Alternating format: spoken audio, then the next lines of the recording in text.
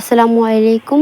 আজকে আমরা দেখব কিভাবে আমাদের হাতের সাধারণ স্মার্টফোন ব্যবহার করে রকেটের মুক্তিবেগ বা এস্কেপ ভেলোসিটি বের করা যায়। আমি কোডটি এখানে পেস্ট করে দিচ্ছি। এখানে আমরা পৃথিবীর ভর, ব্যাসার্ধ এবং মহাকর্ষীয় ধ্রুবক ব্যবহার করে রকেটের গতি হিসেব করব। লক্ষ্য করুন, আমাদের মূল সূত্রটি হলো v=√2gm/r।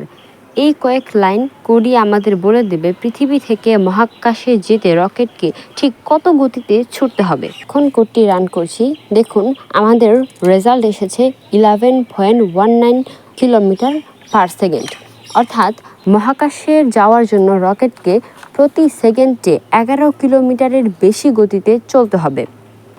স্মার্টফোন ব্যবহার করে এমন আরও প্রজেক্ট দেখতে আমাদের চ্যানেলের সাথেই থাকুন। কোডটি ডেসক্রিপশন বক্সে দেওয়া আছে। ধন্যবাদ।